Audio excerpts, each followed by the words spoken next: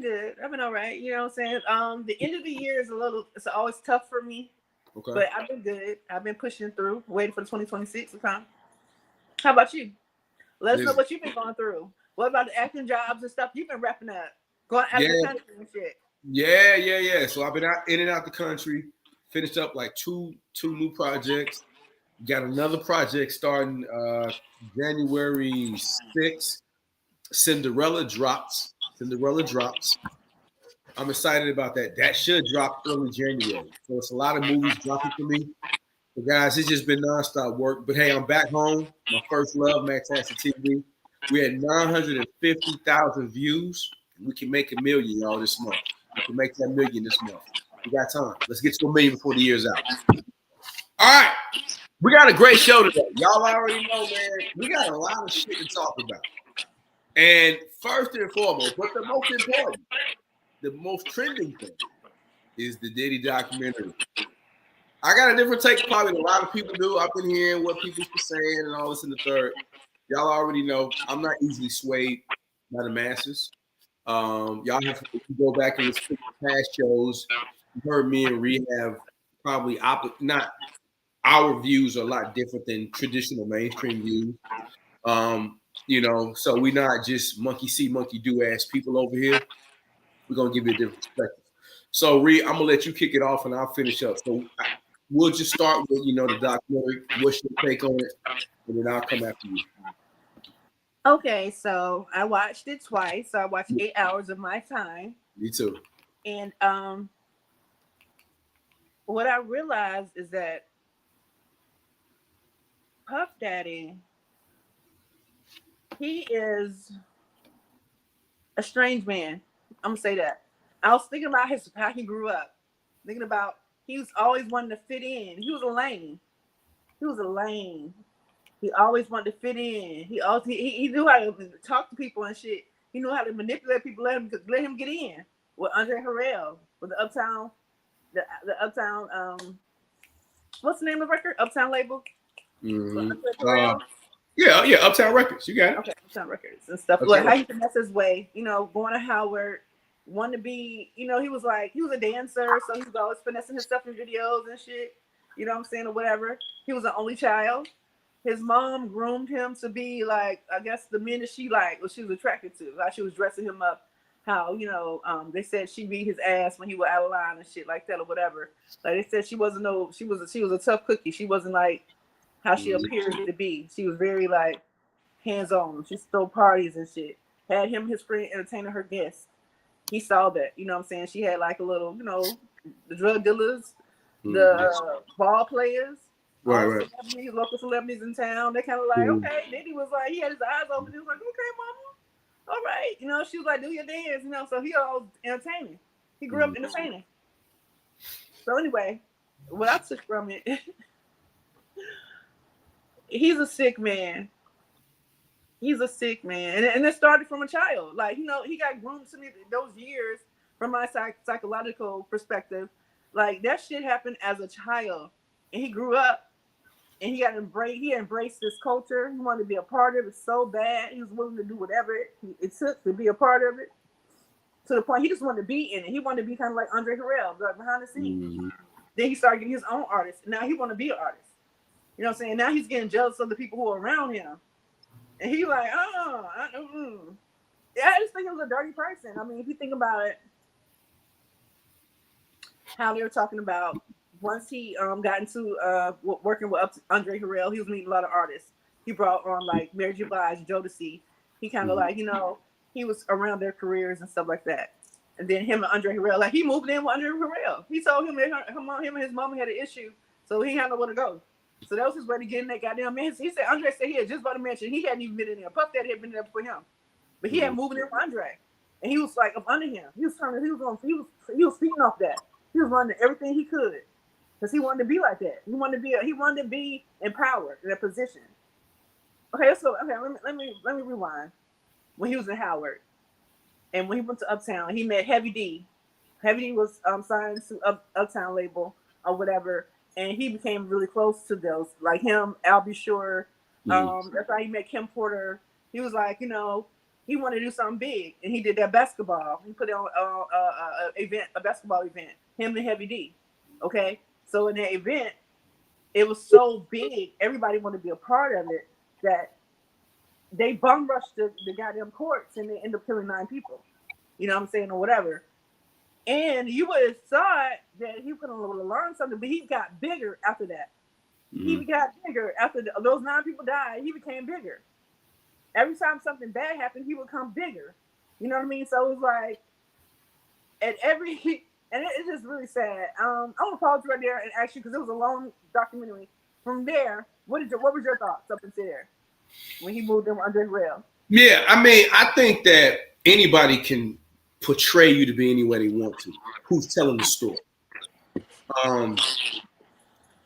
I think that based on the people that were talking, they all got reasons to make a pejorative narrative about stuff. Well, I'm not trying to say the man is absolved of being different and all of that. But what I got from that was a young guy, grew up, father died, drug dealer, whatever. Okay, he ain't the first to experience that. Mom raised him the best way she knew how. And yeah, he didn't know how to fight, and yeah, he had to find his way. I see an ambitious dude that wanted something in life and was determined to get it by any means necessary. That's what I took. And so it seemed up until that point, he was just going however he could get in that door. And if that meant promoting parties, if that meant goddamn, hey, wash Andre Harrell car, doing coffee, he was determined to make it. And for me, I look at a man that's ultra ambition, that wanted to be something and was not going to let nothing deter him. That's what I got up until that point.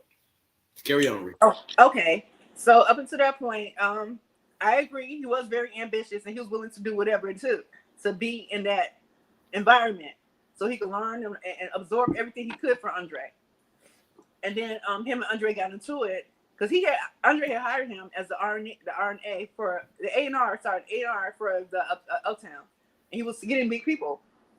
And then they got into a dispute, and then Andre kicked him out and fired him. And then when he fired him, that made him go hard for his own shit. Yeah. And so he started Bad Boy. You know what I'm saying? Whatever. He had already made like relationships with like Clive Davis and things like that. So they showed him how to get $10 million to start that. He started a label with $10 million. He took $1.5 million for himself. And then he had brought on, Kirk Burroughs helped him build Bad Boy. But I didn't know who Kirk Burroughs until this documentary. I didn't know nothing about him. I'm like, who's the fuck is he? I didn't hear about, and he was the one really running that shit. You know what I'm saying, or whatever. So to me, I felt like Puff Daddy used people who really believed in his shit. You know what I'm saying? They was gonna go hard for him. He used the fuck out of them. Like the way that Kirk said that at the beginning, he got 25% of Bad Boy and gave his mom 75. Sean gave his mom 75%, and then turned around and asked for the 25% back. And told him he was gonna give it back, and he never gave it back. You know what I'm saying, or whatever. Like to me, he really screwed that dude. And for that dude was really running shit. He was his godfather, him Justin. He was like a part of that shit. You know what I'm saying? He was like a whole totally different person now. When they show the pictures, I'm like, it was like different people. You know what I'm saying? But he's been going through it. He's been struggling. You know what I'm saying? All these years and stuff like that or whatever. What was your thoughts up until that point when he started Bad Boy? How did you feel about that? I didn't know who the hell that dude was either, Kurt Burrow. I never heard of him. But I know we're getting fast forward a little bit. I'll wait because we got to get to that part about Biggie. I don't want to jump. I want to stay on pace where you at with it. I didn't know. It seemed like so they was at Uptown together. He got fired. Ego got too big. He was doing too damn much. Andre Harrell like, bro, nigga, I brought you in. But Andre Harrell was fair. You could take Biggie? Well, shit, you good. You could take Biggie. And so he was there with. Now, here's my thing. Who would have gave that man an opportunity outside of Puff? We got to look at it from that perspective, too. All I'm seeing, a lot of folks Puff gave opportunities to. They can say what they want to. He gave them opportunity. He gave his Kurt Burrows an opportunity. Who else gave him opportunity? He said, listen, You take 1.5. Puff told him, man, you can do what you want to do with that. Just make sure you run my company. Right? Ain't nobody talking about that. Okay. From up until that point, Reed, it sounded like they were on the up and up. They were locked in. Now, if the 25%, according to what he said, if that happened, that's fucked up. That's fucked up. And not to give that man what he told him, if it happened that way. But it's something that he said later we'll get to that came out was a lie. Go ahead. Okay. Okay. So, well, Kurt Burrows was saying how, they had signed Biggie or whatever. Biggie was hot. He was like something different because they said that Puffy was so like infatuated with like the West Coast, like with Tupac and Suge. Yeah. And he wanted a hard artist now. Now he want to do some gangster shit. He want a gangster rapper. So he went out there, he went and he put everything into Biggie so he can get that same type of that repo, like that, the reputation, like, Bad Boy is not to fuck with. You feel me? Yeah. Whatever. So he poured everything into Biggie. And in that we learned about how Biggie and Tupac was really close. They were like close and stuff or whatever. And he was trying to like kind of persuade Tupac to kind of like, be down. And Tupac was like, no, I'm good. I'm good. I'm all right. So Puff Daddy started seeing how close Tupac and Biggie was getting, and that bothered him. That fucked with him. He was like, oh no, So then he started doing little shit like the video. They said he had got infatuated with watching Tupac's I Get Around. Was that a video? Yep, I Get Around video. Because that was big. So, back, we was outside. That was big. Yeah, we was outside. He was outside. That shit was cool. So and he got so infatuated. He said, "Okay, Biggie, we're gonna do a video like that, kind of with you. You know what I'm saying, or whatever." So when he did, what was the name of that song Biggie had? Juicy. When they did, and they was all in the house, in the club and stuff like that. But it was, he made it different because it was in the club. It wasn't outside. It was nighttime, but it was still like the emphasis on we having a party, we having fun. You know what I'm saying? Or whatever, it's a good time in here. Or whatever. So I felt like Puff Daddy let his jealousy to me get the best of him. Like, you know what I'm saying? Like, this shit was eating him up on the inside. Like I said, he would fuck Sarah, his baby mama. That was Tupac, his girlfriend. He had to have her. He had to have people. He started liking Kim. Kim was with Al B. Sure. So it was like, oh, okay. I'm gonna go off there because he was corny and shit. She wasn't fucking with him. She was with Al B. Sure. Al B. Sure was the man. You feel me? Hell yeah, he was. So it was like he was gonna do whatever he had to do to get Kim. But in the meantime, in between time, he was fucking with Misa. You know what I'm saying? So Misa, she was around the way girl. She was cute. She was mixed or whatever, because that was that he was attracted to. He was attracted to some, the others. And then he found Kim. He wanted Kim. He worked hard for her for years to get her. You know what I'm saying? But he had to change his whole fucking style up because she wasn't with that corny shit. She was like, you corny. You gotta do something different. Yeah, he worked hard to become the man he became so he could get her. Now that he got her, it's like, I want something different, but I'm still keeping you because you're a good woman. Right. You know what I'm saying? I'm still keeping you. You know what I'm saying? So having his first child with Misa, Justin, and they said that he came violent, like he was on that DV shit, the best of violence. He would beat her because he thought she was talking to other men. She was talking. Eric Sturman had said that they were together, but they broke up. They were still friends. And Puff Daddy kind of was jealous of Eric at that time. Eric MPD was really big back then. So he was kind of jealous of that. So he said that Eric Sturman said Puff Daddy rolled up on him and was like, he wanted to fight him. So Eric told him to meet him around the corner. He said he meet him around the corner and he playing Biggie shit. So I got this hard shit. That's how lame Puff Daddy was. You want to confront somebody and then you're like, fuck, I can't fight this nigga. I'm gonna put him this Biggie shit. Like, to me, it's like little shit like that. Like it was like watching a movie of like, I don't know if you seen Love Don't Cost a Thing with Nick Cannon. Nick Cannon was lame. And then he was trying to come up and stuff or whatever. He was trying to do certain shit. That's how he kind of reminded me of Puff Daddy really trying to find his place. And he was doing whatever. He was starting to get attention, but he was trying to put it all together so he could get the right shit, so he can get the right bitches, so he can get the right, you know what I'm saying? Like, he was trying to like line that shit up or whatever. So up until that point, so when he finally got with him, what were your thoughts? You know what, Reed? I do agree with that. I think that he grew up subconscious about that. Growing up in Mount Vernon, nice neighborhood, mom did whatever she did, but she gave him a good life. And he didn't want for nothing. And that's what the other gentleman, what's the guy named Tim? I think his childhood friend, really, the other guy's name was Tim, whatever. And I think that his father was in the streets. He probably always wanted to play up to that persona. And I think that being socially awkward, but also wanting to, hey, be what he think his dad may have been, is kind of what put him in that. And you want power because you felt like a nerd, you was bullied, listening to all those things, right? So I think that made him at all costs want to take niggas' girls, want to rub niggas out to get to the spot, because he always wanted to be the man. That's the thing about it. He always wanted to be the man. Yeah. I agree. Okay.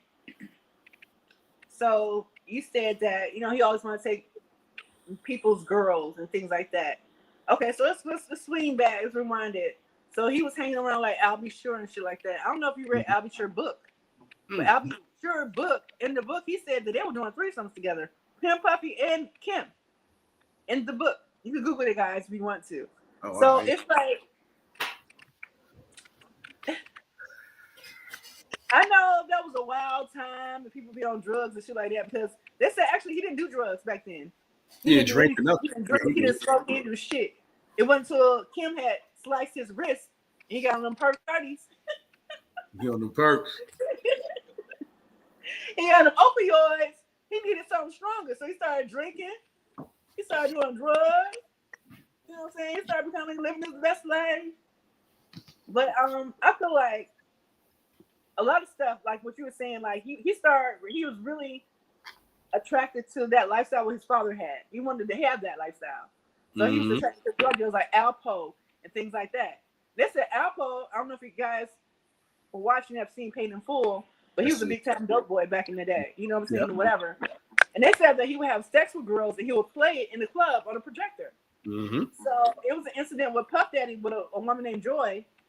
She said that she was inebriated. She was drugged. She didn't know what was going on, but he had a video of her sexually and was playing that shit at the club or whatever. So it embarrassed her. It broke her down. It took her away from, like, you know what I'm saying? She said she just felt like nobody had her back or whatever. And she said she confronted him about it. He said he didn't do that shit. He denied it. He's like, I didn't do that. Everything that happens, he always denies it. He's like, I ain't got nothing to do with that shit. I have nothing to do with that shit. Right? But you got to look at how a person is answering that question. Like, okay, for instance, they asked him, do you have any involvement? Do you know who killed Tupac? He was like, no. But he was shaking his head, yeah. Yeah, look at people's like mannerisms. He was saying, no, I don't know what happened, but he was shaking his head, yeah. You know what I'm saying, or whatever. They would ask him shit in his head. I would look at his physical, his mannerisms, and how he would answer it, and everything like that, or whatever. So to me, he was caught up in his own confusion. To me, in his head of who he was. I feel like he lost himself. He didn't know who he was no more. You know what I'm saying? He didn't know who he was trying to chase or who he was trying to be. So he was doing all this other shit trying to find who is Puff. That's why he kept changing his fucking name. He wanted Puff Daddy, P Diddy, Bubba Love. Like, what the fuck? Like, nigga, right. Who are you? You know what I'm saying? But I feel like, leading up to that point with the bad boy stuff or whatever, the Tupac jealousy of the relationship that Biggie and Tupac had, that fucked with him a little bit or whatever. And he didn't like that Tupac was not fucking with him. He didn't like that shit. So let's fast forward. 1996 at the Mike Tyson fight. You know what I mean? Whatever. This is the night that Tupac got killed. You know what I'm saying? And it was speculations in that documentary that Puff Daddy set that shit up. You know what I'm saying? And all the years, people always thought Suge set that shit up. You know what I'm saying? Everything they thought about Puff Daddy thought Suge did that shit. They felt like Suge was trying to take Tupac out. I don't know if you heard that, but I heard that growing up. You know what I'm saying, or whatever. What are your thoughts on that? Do you think that Puff Daddy played a part in Tupac dying? Oh, that's a good question, Reed. I think the South Side, do I think Puffy was scared? Do I think he had a relationship with the Crips? I believe he did. I don't think they lying about that. Them niggas, they gangbangers. They gangbangers. So, hey, if you want to come out here, yeah, you can pay us. We'll protect you. And especially knowing that the rival faction is Bloods with Suge Mill. And do I think he said I would do it? Maybe at that time, maybe he did. He could have. But I'm also of the belief this too, Reed. We got to go with this. Tupac got himself killed. He hit a gangbanger that didn't even hit him. We got to go with that. Pac hit somebody that didn't hit him. We love Pac, but you had no right going over there putting your hands on that man. That was not a gang. That was not your fight. You're an actor. You just kicked Janet Jackson. What the fuck are you doing in the gang fight? You just fucking got Quincy Jones' daughter at the hotel. What are you doing, Pop? Let the crash out dummies crash out. He got himself killed. And then I believe it was all orchestrated. You see Tupac out there? I don't believe it was set up that way.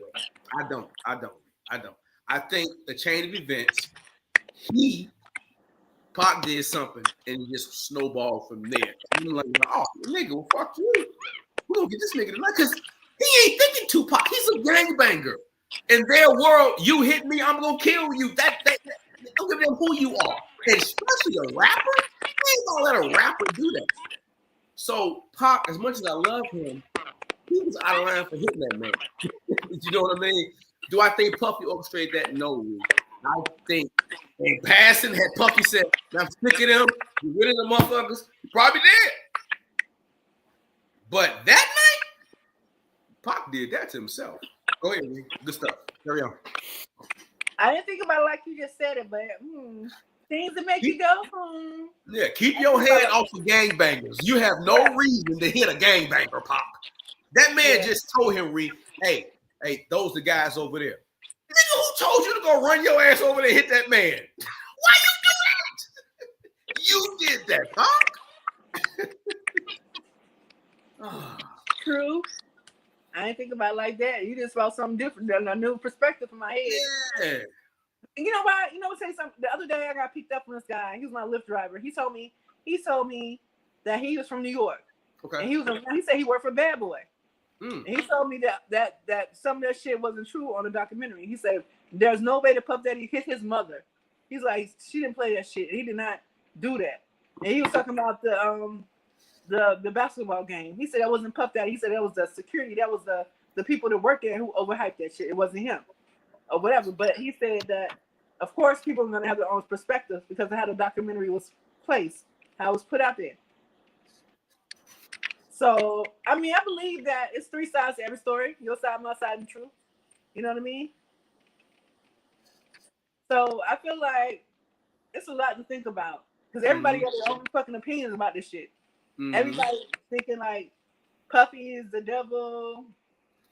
Puffy he's praying to these deities, or whatever, like the Haitian, the tattoo of the Haitian goddess on his back. Right. And she was for the feminine, for females and shit like that, or whatever. I feel like we'll never know the truth. We'll just have speculations from what we see or whatever. So, okay, let's go fast forward all of that. Let's fast forward Tupac getting killed. And then a year later, Biggie getting killed. Okay, so that's why I want to get to 1997. I want to get to that because there was an accuracy said on that. But go ahead, Reed. So they said when in the documentary it showed Biggie was scared. He did not want it. They said that Biggie wasn't supposed to be in LA, and he didn't understand why he was there. He was supposed to be in London. I heard that. Or his Rolling Stones and trying to get with the UK people, letting them introduce in hip hop to UK. And they said that Diddy did that shit. He was like, nah, he ain't going. He staying here. He said he gonna perform here, the Soul Train Music Awards or whatever. He doing that shit here. And then they said Biggie, the way he was saying, he's like, you know, he was having nightmares and shit. He felt like someone was about to kill him. And he said shit out his own mouth. He's like, I can't sleep. I feel like somebody gonna kill me. True. And then, about 2 months later, he got killed. You know what I'm saying? And then how they showed it, it was like he got set up. The way they showed it, him, he was in the truck and shit. It's like, oh, this big. And then heard the shots, boom, boom, boom. And it was like, what the happened? What's that? You know what I'm saying, or whatever. So it was just like, it looked like that shit was a setup too. Why would you want to stop your biggest artist from going to do something big for your label in a different country? You bring more publicity to your country. Why would you want to stop that shit? I didn't understand that. What are your thoughts on that? Oh man, that's a lot to unpack, Ree. Whew. Because Biggie did want to go to London. My thing was this, and Puff has to take, and I'm sure he does. You got to take your fair share of guilt for that. And I'll say this: Pocket just got killed. It wasn't even a year. You had numerous people telling you, get out the West Coast. It ain't safe for y'all here. Multiple people warned them, but not understanding how dangerous LA gang culture is. See, I'm from Chicago. I get gang culture real good. I'm not. It's real. So they really love Pac out there, and they wasn't gonna rest until they got some retribution and some get back somehow, some way. Biggie, hey, it wasn't safe for you to be here. They got told that. Got told that. That was a bad decision on his part, Big's part, all that together. But I would have to put that on him because you kept that man in there, and you know damn well he shouldn't even been out there, Cal. Not that long. Go out there, promote, and get the hell. Y'all was out there partying, staying out there months on months. And they were like, even the Crips was like, hey, man, you out here loose, man. They don't play about that shit in Cali. Like, you can't do that. So if you don't listen to the locals, then you know what, Rick? You got to get what comes with that because they were warned. And warning becomes before destruction. That's in the Bible. He was warned. So that's on Puffy. And that's on Big to some extent because they told you could have got your ass in a flight like, man, I'm out of here. It's not safe for you to be here. But they both stayed. And you on enemy territory. So, and now, was that orchestrated? Yes. To say it was done by Puffy, I'm not going to say that. But it was orchestrated by somebody that wanted that get back. Because Puffy they had gave Big everything that he wanted financially in that contract, his new contract. So he had money. Biggie was bad boy. So he worth more than Puffy alive than dead. But Puffy's ego wanted to prove I ain't scared of nobody. End up getting your number one artist killed. And somebody somewhere wanted that get back. Good stuff, Rick. Carry on. But what about the gang leader for the Crips that said the Puff they pay him $500,000? But he don't dying like shortly after that. But he paid $500,000 to one of those Crips, like gang lords. You see that part? Yeah, he paid. I see that name. Allegedly, Zip Von Eric. He did, but Puffy gave him the money, and allegedly he gave it to one of the Crips. But Keefy D said he never got it, and it all got it. So he probably did. He probably did say it. Did he realize when he told a bunch of gangbangers, yeah, I want this nigga head? Them niggas don't play about that. Oh, really, nigga? You want that done? Nigga, this is not Hollywood, nigga. We do this shit. I don't think he understood really what the gravity of who he was talking to. Apparently he didn't. Them niggas is like, oh, that's no problem. And so when that shit happened, and they give us our money, he probably like, oh shit. Yeah, nigga, we do this. But go ahead, Rick, this stuff. Okay. Fast forward. Go ahead.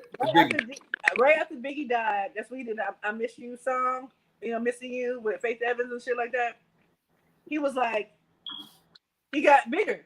After Biggie died, he got bigger. He did I Miss You song and shit. He was on Soul Train Music Awards, and he had, I forgot what the white artist name is. He had come sing for that. But I feel like he kind of exploited everything that happened to him. He kind of came up on top after that shit. Mm-hmm. He made a big deal. Like, you know what I'm saying? So it seemed like after Biggie died, I guess he was trying to figure out this when he got Mace or whatever. They didn't want to speak about him and Mace like that. But he had got Mace and stuff like that, and then him and Mace. What was after him and Mace? Nothing, right? Oh, we talk about Craig Mack. We talk about what's the guy Shine who got. Let's rewind it. So he was in an incident in the club with J Lo, and it was a shooting happened, and then Shine took it. He took the charge. He said it was Diddy's lawyers, but they was telling him he need to go ahead and say you did the shit. You know what I'm saying? So you get less time, but he ended up getting 10 fucking years. And Puff Daddy walked out unscathed. You know what I'm saying? It was like fuck that nigga. Okay, it's like everybody started. This when we start seeing him doing people bad. You know what I'm saying? And even with Craig Mack didn't have no money, but he was one that he had like big sales and shit. But he said he had asked Puffy for some money, and Puffy pulled out a big bankroll and only gave him $100. Right. Like, how you gonna steal your artists who are bringing you money in? You know what I'm saying? Like, how you gonna pay yourself first and fuck them? I feel like it was showing bad business on him. How he was treating his artists. Nobody was getting money. They was doing the shit, but they wasn't getting money. It was just getting this fame. They was getting publicity, but they wasn't getting no money. True. What are your thoughts on that?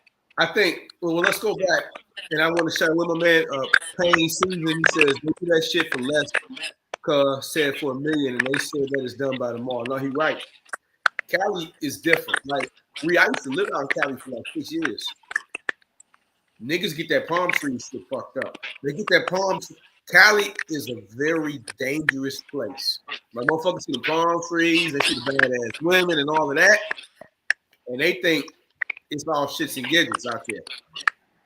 It's a very dangerous place because it's so at any given time you could be going left and you end up somewhere where your ass ain't got nowhere being. So a lot of times people will be thinking, "Oh, I'm safe out here, I'm good out here," because it's so seductive in Cali.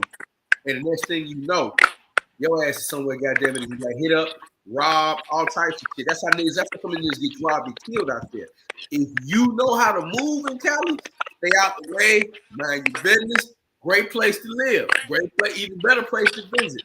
But you got to understand the turf and how to move. So, no, that's 100% real talk right there, man. I used to live out there. I used to live out there in SoCal. But let's talk about the Biggie thing. Now, one thing that was said, that dude Kirk Burroughs said that Puff paid for Biggie's funeral out of his royalties. The Biggie estate came out and disputed that. They said that's not true. Puff paid for it. So here's my thing, Reed. I want to be fair in both ways. Andre Harrell showed Puff the game. Andre Harrell didn't pay nobody. You got that advance, and that was it. That's how the music industry fucked over people, period, at that time. I'm not saying it's right, but that's how business was done. He did what was shown to him, and he did it even tighter. You got that advance, that was it. But in fairness, who has he ever given a chance to that went on and did anything else outside of him? None of them. None of them motherfuckers. Only one of them artists could have stood on their own, and that was Biggie. Biggie. Yeah. That was the only one. The rest of them, Mace didn't do nothing outside of him. 112 ain't do nothing outside of him. Total Dance ain't do nothing outside of him. God Bless the Dead, Black Rob, G-Dep, Loon. Who else did anything? He gave people an opportunity that I don't know who else would put these niggas on. Mace. He did something outside Puff. He found God. Became a pastor. Well, I mean, musically, he did something outside of Puff. He did his own thing. Yeah, well, okay, yeah, you want to, yeah, I mean, he did that. Well, all of them found God. I think after that, all of them found God after Puff Daddy. But the point I'm saying, musically, he gave these people an opportunity. What's up, Sandra? Shout out to Sandra. He gave these people an opportunity that I don't see nobody else putting on. All I see read a documentary is a bunch of people he gave chances, opportunity to. And when did the problem happen? Your ass is so happy to sign and wear that glittery suit and he gave it to you. Well, no problem there. So you got to be fair. But go ahead, Rick. Carry on. You're doing a great job. Okay. So after Biggie died, he did his own. He wanted to come out. He wanted to be a star. You know what I'm Oh, saying? yeah. So he's Yeah, gonna be that's a front. fact. He's That's a gonna fact. front. So he That's got a him. fact. Another artist, Mace. He started doing shit. The way he moved on so quickly though, because Biggie had just died in like '97 and '98. He was going there. He moved up quickly. Mm-hmm. So he ended up signing. He started getting Mace. He got 112. He got Total. He got Mm-hmm. Faith. Well, he already been had Faith, but he started having his own artists and he started doing things with them. He really blew up. I mean, Mm-hmm. '90s was nothing without Puffy. You know what I'm saying? Bad Boy was a big deal in my life. You know what I'm saying? Total, and 112. It was. So he was a big deal and shit. And he started, you know what I'm saying? He started getting different type of attention and different type of love and respect. Mm-hmm. Everybody want to be signed to Bad Boy. Mm-hmm. What? I want to be put on Puff Daddy. I can sing. That's what I'm saying. You know what I'm saying? So he started having all that attention. Then let's go into his love life. All right, let's get to it. He was dating Kim Porter. They had Christian. You know what I'm saying? She was the love of his life. Mm-hmm. And then he met Cassie. He met Cassie not long after. You know what I mean? She was a new artist. Ryan Leslie introduced them. And he was like, oh, she kind of cute. He got that nigga out of that moment quick, dude. He got her ass out of there quick. He's like, hey, bro, you can go, bro. You did your job. You can go. So he was like, she kind of cute. You got to go. We don't need you no more. And what Cassie do? She thought she was going to blow up. She said, I'm going to fuck with Puff because he's going to put me on. And became his girlfriend with his girl toy. Because all to me, he did to play with her. You know what I'm saying? Go ahead. She was 19 and he was 34 when they met. Okay. He was a manipulator. And she thought she was about to blow the fuck up. And he set her ass down. What are your thoughts? I think she took the route that was best for her little ass. She wasn't gonna be no goddamn star. She did. She ended up being better. Goddamn it, being his side chick for 10 years. And ended up getting 30 million in the end. She won. Don't feel sorry. I'm not about to feel sorry for her. I'm gonna tell you why, Rick. Listen, hold on. She was a 19-year-old girl. Think about you had a 19-year-old daughter, okay? And she had big dreams of success and wanted to be a star and go to New York and branch out. And she meet this man. Ooh, this man's successful. He could put me on, Daddy. My man Payne Season agree with me. I'm just saying. Y'all was trying to, okay, so I feel like she was scared. She knew his power. She knew he had kill folks. She knew he was rich as hell, too. Huh? She knew he was rich as hell, too. Yeah, that's true. She got to travel the world. Reed, that girl. Go ahead. Reed, that girl was not about to goddamn go platinum now. Come on, Reed. She did it. She could have. She had that one song. What's the song called? Things that you do, something. Exactly. She had one song. You don't even know the name of that motherfucker. Nobody didn't. Do anybody in the chat know the name of Cassie one's goddamn song? Anybody? Hey, my boy Payne Season, do you know it, brother? Anybody know the goddamn anybody know the song? The things that you do make me so into you. Something. Hey, I like my man. Make sure you subscribe to the channel. I like real one. He said she was with all the freaky shit too. She just got hit, so she wasn't with it. Okay. Yeah. She was a child. She was a child when he got with her. Don't. She stayed for 10 years. She had to grow up. She had to realize that wasn't for her. She was 19 when she got with him. When did she realize it? After she ran through all his money with him, when did she realize it? Probably around 24. But she had to have a plan to get out. She had to have a plan. Remember, she got mad because she realized he was never going to marry her and he was never going to give her a baby. That's why she left. So don't blame. But I think she kind of like, she don't know. He could have gave her a baby. He gave the other little Asian baby he got now. He could have gave her a baby now. She just jumped the bed. Wait. Let me see what somebody. Shout out to the chat. Some says facts 19. Yo, she didn't know anything but Satan's way. So when a woman, when a woman is a woman, ask her that. So when a woman is a woman, ask her that. You should have said, "What up, y'all?" So you want it now? Now you wait a minute now. Now you want to come have all this sympathy for Cassie Reed. You changing up on me? You switching up on me, Reed? No, I mean, I just feel like at 19, when you first get with a man, and she might was like really like infatuated with him. She probably was like in love with that shit. How he was taking her on trips and stuff. She probably thought it was real love, and he promised her like her album was gonna come out in a couple of years. He was just getting her together. She really like fell in love with that shit. And then when you start bringing sex and stuff, the sex is powerful. You know what I'm saying? No, you don't know. You got an older man. He telling you to do some shit, and you getting turned out. What the fuck? I'm fucked up now. I don't know how to lead this shit. He got me. Hey, my boy Payne Caesar, I know the video, not the song. I think she was dancing in the mirror. He said she was dancing in the mirror or some shit. I don't know. Reed, okay. What did Diddy tell her? She said, well, she wanted to go on and make music. I got stuff to do. He said, no, this isn't your goddamn job. Manipulation, power control. He was way older than her. Don't act like he was way older. She was a child. 19 is a little girl.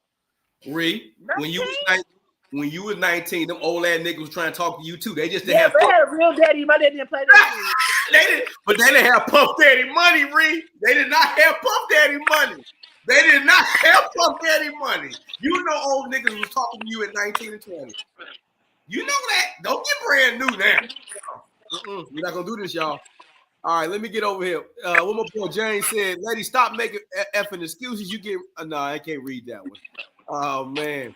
All right, my boy Payne C said, man, she like getting the yearning mean for the other dude. She loves her life. Reed, she was with the freak off dude, the little ugly ass frog nigga. Then they go find the ugliest ass nigga. I'm like, God damn. And he claimed you don't know how he made her feel. Who, the frog face man? And he just you don't know how he made her feel. No, I don't know how frog face made her feel. I don't know. And then she was on drugs. See, they said she was drugged the fuck up. I mean, what the fuck you about to do on drugs? You on butt. A little something. I mean, what Sandra say? Sandra King said, older men like young girls. Back then, thank you. It ain't nothing new. Reed then forgot. She know them old ass niggas trying to talk to her in high school. Now, Reed had her father. I'll give her that. Hey, what my boy Payne Caesar? Hey, Payne, what you say? What he say? He said frog face definitely was making love, not fucking. That nigga was goddamn. He was making real love. Goddamn H-Town. Goddamn it, knocking boots, love, making all night long for her ass. That nigga there, boy. Oh man! Shout out to my man. Payne Caesar. Okay, Ruth. You now got a soft spot for Cassie. You want to now. So that means you might be buying this Capricorn bullshit too. The assistant. Because they said that was inconsistent too. The jury was like, we're not buying that. We're not buying that. Go ahead, Reed. hey, my boy said, Payne said he was ready to fight me when he gave her that Sparky kick. Hey, frog face start catching feelings. Did he say, what you gonna do, nigga? What you gonna do? Okay, Reed. Okay, wait, after that. You gotta I'm okay. After that, what happened? Okay. Let's go with this, Reed. Let me just say this. Any powerful rich man, their ego, and Diddy was no different. Young, I'm not making excuses for the nigga. Ego. Control. Hey, it got beyond him. And do I think his ass sitting down in jail is what's due? Absolutely. I'm not absolving him. Nigga, you ain't innocent either, Diddy. Nigga, you ain't innocent. Karma has placed you in that motherfucker for a reason. Do I think he's taking advantage of people? Yes. But do I also think he's done some good for people? Yes. Give both sides of the story. All right, Reed, so this is where we at. Let's get to the intern Capricorn, she steps in. He told her the first night, if you tell anybody, anything that's like in the third, Suge Knight, I'll kill you right here. I'll kill you. Really, Ray? You gonna stay and work with a motherfucker and do all that? Go ahead, Ray. You have to think about psychologically what these people's minds are set. So she was already used to all that gangster shit. You know what I'm saying? So she was like, she said she had lost her mom. She really had no family. She was trying to think about her job. She had a baby. How she gonna feed her child? So she wasn't thinking about all that logical shit. She was thinking about like, I can't fuck this shit up. Like, I don't know. Like, I don't know what to do. I don't have really nobody to go to or somebody who had my back. So I'm gonna stick through the shit. You know people like that all the time. Don't act like you don't know nobody doing this some stupid shit. So you think Capricorn? So Reed, all these folks that stayed freely. Now he ain't never make nobody stay. He paid that girl. He chose to work for him. And all of a sudden now he was the most horrible goddamn creature in the world. They like the attention though that brought them. You know what I'm saying? They're like, oh yeah, I mean people do stupid shit all the time. You know that. You know people do that shit because they want to be somebody. They want to be popular. They want to be attached to a name. They want to be feel like they're part of something big. I like what James Coleman said. He said women pick and choose when they want to be smart. Yeah.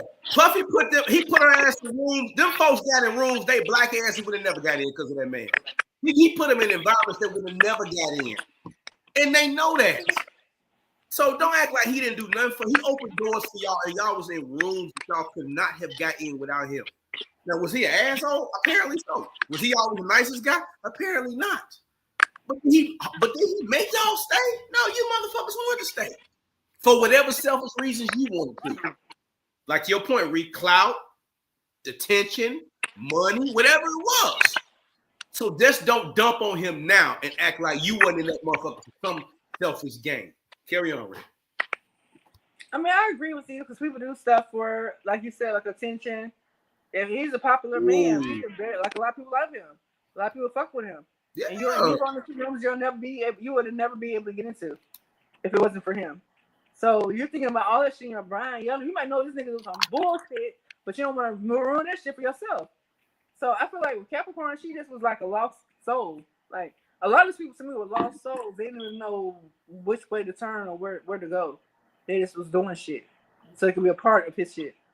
But they didn't really want to be a part of this shit because then it was a dirty nigga. But they didn't know how to lead that shit either. They was like addicted. They was caught like in purgatory. They didn't know where to go. They was stuck. They felt stuck. They was like, what the fuck I'm gonna do if I leave this nigga? He ain't paying me right. But then I wouldn't have met so-and-so from Vogue, or I wouldn't be able to go to Milan, or I wouldn't have been able to have these experiences. You know what I'm saying? So they calculate all that bullshit instead of a peace of mind. They want to be a part of what's going on. They want to be part of the culture. They want to have their pictures taken. They were like, I was with this nigga. I mean, okay, my boy Pains, he said they're all mad at the attention didn't bring them more money. That's why a bunch of people sued Diddy and got nothing. I got to go with that. Jay Sola said he had Tupac killed for fear played a part too. Let's see. Pains, he said low key, I'm starting to realize Diddy didn't do nothing wrong besides being a fan of 6ix9ine God. I mean, the only thing he did wrong, okay, the contracts that these people sign, they choose to sign them. Even the little girl on TV said, my lawyer told me they're promising you fame and not fortune. The lawyer told her, you ain't gonna have to get no money, little girl. I signed that shit. That's bad, boy. And don't come back 15 years later. He didn't give me a dime. You know what the fuck it was. Okay. Everybody that was around that man was around him for advantageous reasons. Just like he was getting something from them, they were trying to get something from him. He wanted sex from Cassie and her being important. He paid all her bills. And Diddy ain't a cheap man. I don't believe in no stretch of imagination. He ain't a cheap nigga. He seemed like he go all out. What, $50,000 to go give a diamond ring to Suge one of his jump offs? So the nigga is not cheap. He would do shit like that. So he was good to those girls. He had fun with those girls, but he all used them for whatever he could get, and he knew they were using him. I don't see what the problem is, man. Carry on. Well, the problem is they feel like they get paid. I don't know what the problem is. I just know that watching that documentary, how I feel about him, I feel like he was a lost soul. He was just always trying to find himself. But what I didn't like, moving forward, fast forward, this was 2024, when he in the hotel room with his sons and shit, and he's telling them they got to do it. They got to do it for him. They got to answer those calls for him. Yeah, I didn't understand that part. Yeah, I didn't understand that part. He said God didn't want him to do nothing, but his son, now Diddy, he lost me with that. I was like, what are you talking about? Why your son got nothing to do with this now? And then they said he was doing jump offs and freak offs with Justin. They said him and Justin did a lot of shit together. They had pow, pow, pow, allegedly a man in the bathroom. Didn't nobody say nothing after that. Or whatever. They said that they did a lot of dirty shit together. Like he brought his sons in that dirty shit with him. His mindset with the freak offs and all that bullshit. And I believe it. I seen him on all kinds of trips with his sons. I mean, you know, that ain't the first father and sons that do that type of shit. I don't give a fuck. I'm just saying though, like we're talking about Diddy. Like, why would you bring your sons to some bullshit? You already know that shit didn't work out for you for real. Why would you want to bring your sons to that shit? Let me see. Somebody said they told 59 says this thing was happening back in his Howard University days. He known girlfriends before he was known. He's a punk. Let me be the full stop. I have heard. Now, it's been a lot of stories told around about him hitting on women. I have heard that. I've heard that. A lot of stuff. I don't condone that. That is sucker shit. There ain't no reason to hit on women. And so, but again, insecurity. Do I think he's a very insecure man? Most people who want to control everything are deep down insecure. That's why you want to have all that power, because you're trying to control everything. Deep down, you don't feel secure who you are. You got to control other people. Did that control impact Biggie? Yeah. Did that run people away from him? Yeah. So Puff is not. I'm not absolving him. Did that control put him in jail? Yeah. Okay. But the guy that making the documentary, 50 Cent, where your son at? Why your son ain't around you? Why your now? Say what you want to. Them boys' kids always around him. Why your son ain't around you? Because you got a son that don't like you. You got a son that say how you disrespect his mama. But you sure want to put Puffy down. Okay, fine. He's down right now. Kick him. Do what you want to do. But where your son at? Why your son ain't around you? Are you talking about Kirk Burrow's son? No, 50 Cent son. Oh, 50 Cent. Oh, you already know that relationship. But at least Diddy's kids is around him. Yeah, that's true. So he can't be too bad. 50 Cent son said, fuck you and all your money. I don't want no parts to do with your punk. Now, your daddy. Okay. Question. So do you think that 50 Cent was mad because he fucked with his baby mama, or you think he was mad because he asked him, take him shopping?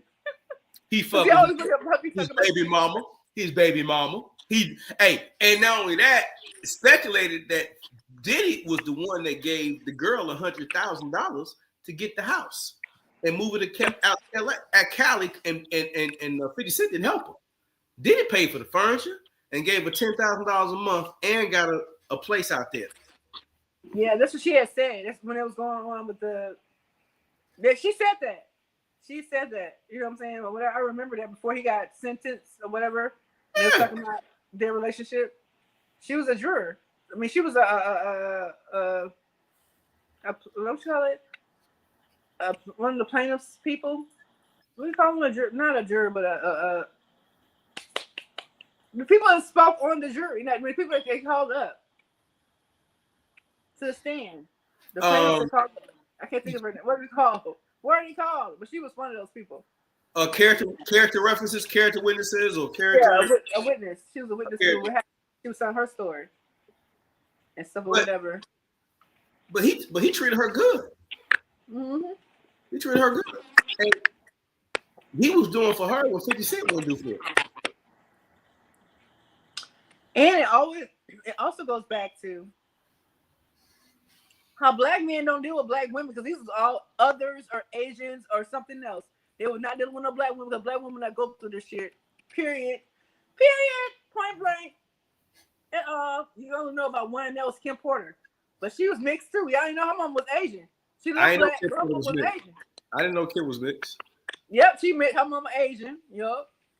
Okay. All right. So I'm just saying, ain't none of these niggas like really fucking with no real black women, all the way black. Okay. Because we don't play that bullshit. Secondly, even if people he hired was others. There were others. There was no black women in his goddamn vicinity. Because we be peeping shit early. We're like, oh hell no, this nigga ain't gonna play me like that. I don't think so. But they try to get their fucking foot in and try to win. Win, no matter what. You heard Khaled. Win, no matter what. And that's what they were doing. He did say that. So overall, Rhea, I'm gonna give you my take on it overall. I think that a lot of the documentary, I think that you can slant it. The person that met, I thought that the jury was fair. The two girls, the guy and the Indian man at the end, he was like, "Come on, man, really?" This shit, just some of that shit just wasn't making no sense up there. I think that Diddy is not. I think he's not innocent, but he's not as bad as everybody trying to make him out. He's done some bad shit, no doubt. You don't get that. You don't get up to that level without being unfortunate, without doing something. But he has done some good. And I think that it's easy to just dump on all the fucked up things, everything bad about him. But I think overall, the documentary shows his dark side, allegedly, the psychology of him, but I also think it's in that. I think it's with intent to also continue to slander him. But in the end, it's only going to make him win because he's in jail killing y'all talking about him. It's only going to make him bigger when he come out. Because Trump going to free him next year. I heard y'all keep hearing it from us. We said it here. Trump going to free that nigga next year. Trump going to get him out of there. You know Trump will get that nigga out of there.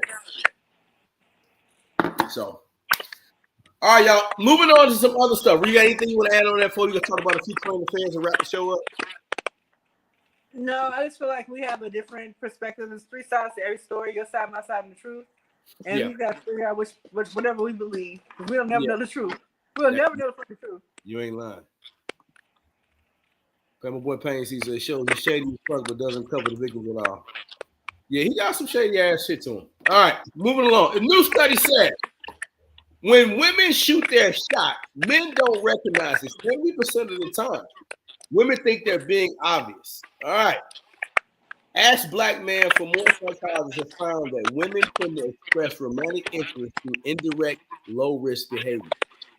These include holding eye contact longer, smiling more, lightly touching their hair, adjusting their appearance, standing closer than usual, or initiating small talk. These to women, studies constantly show that men interpret them far less accurately. In controlled experiments, women believe that they were very clear signals of interest, and men identified those signals correctly only 30% of the time. Why the fuck do women think? Who would think? What man understands that? Like, men don't get those cues. Like, I understand it as a man. If who the fuck? You touching your hair? I'm supposed to know what you motherfucker.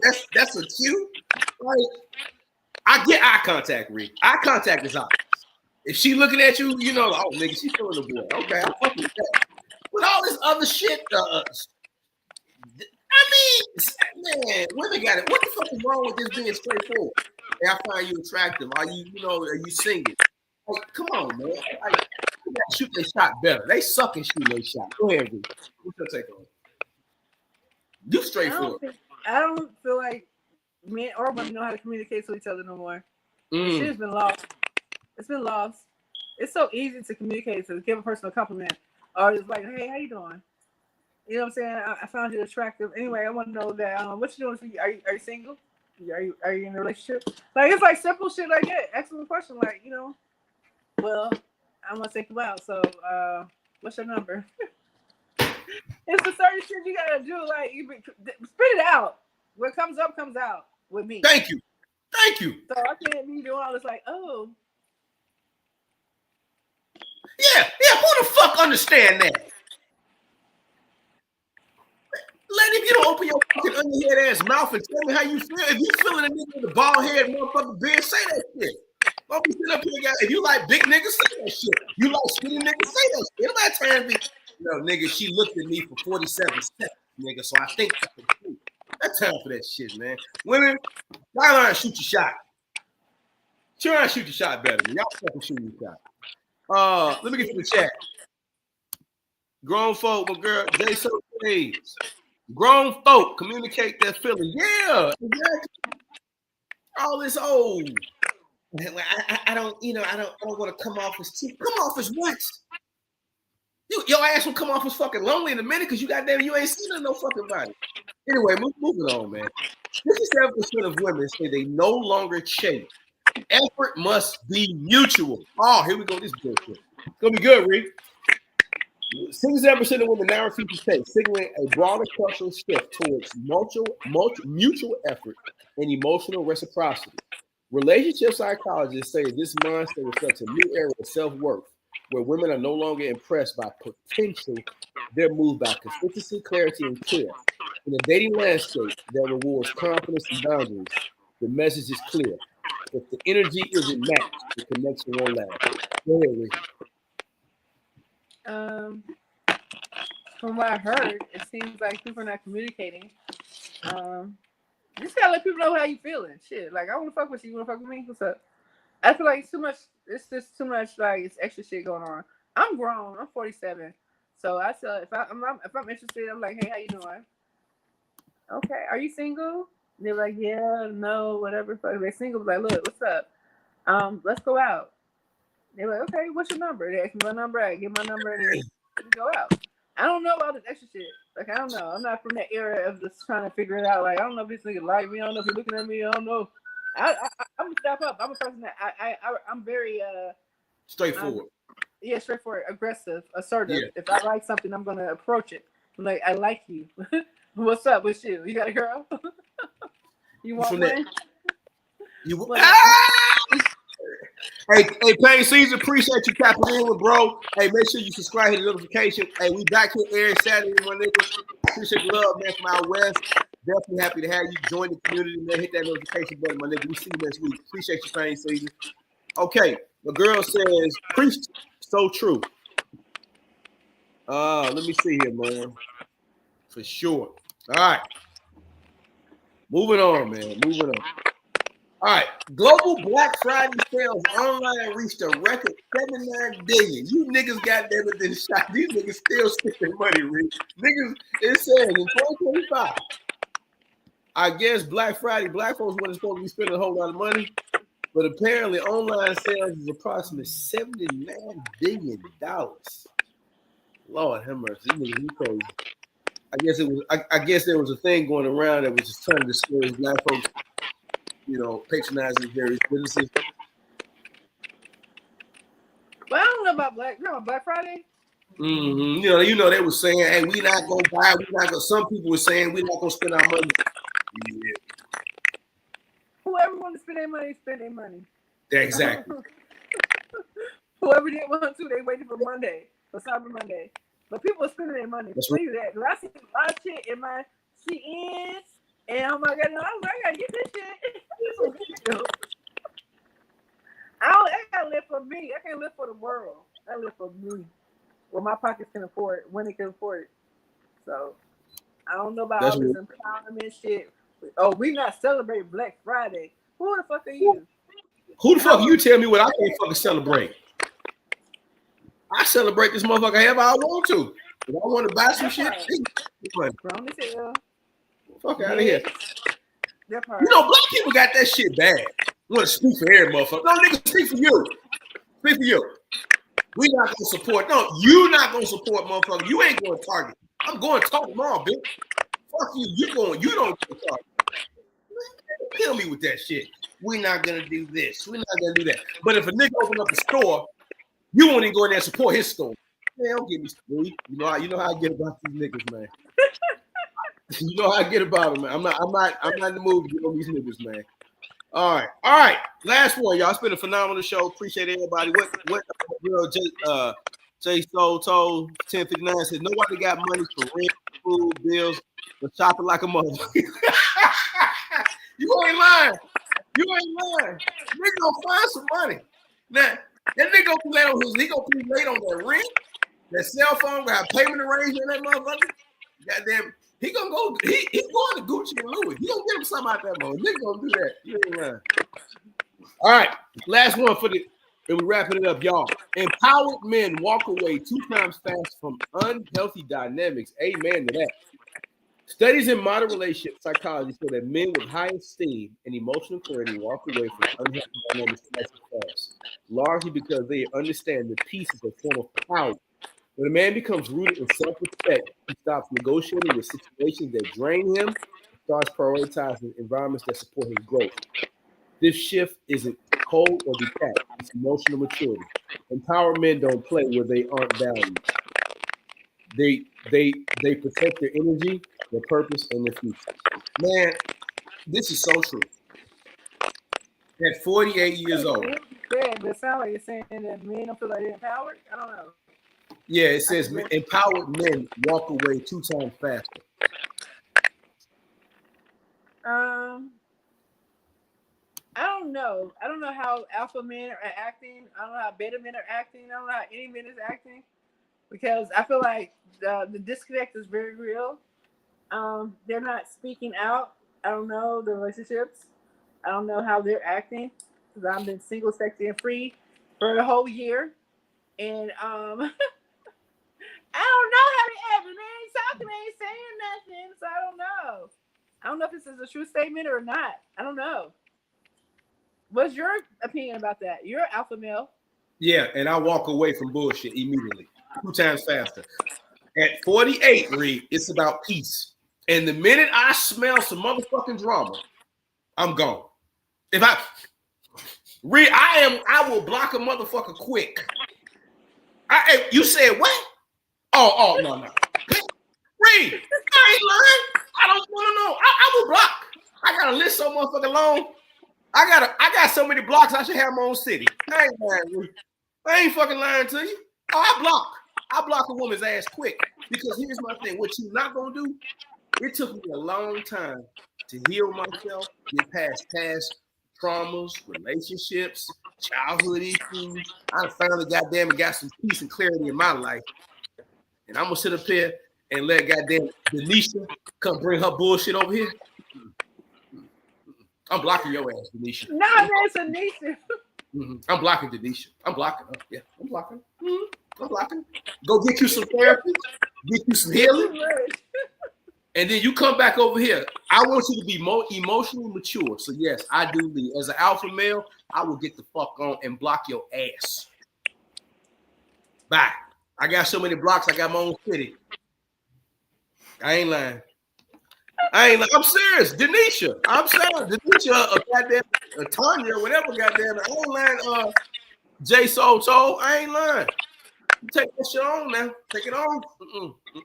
Anyway, y'all, phenomenal show. Man, I am so happy to be back. It's good to be back with my sis, man. It is just good to be back in my bag. Hey, thank y'all for the new folks, man. We got some new people that can show some love. Make sure y'all subscribe. We'll be back next Saturday.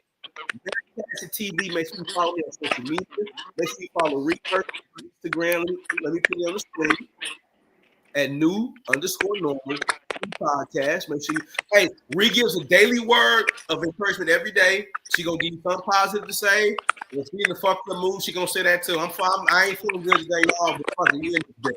Well, you gonna get. We gonna give you the truth. Whatever gonna come out. That's right. That's right.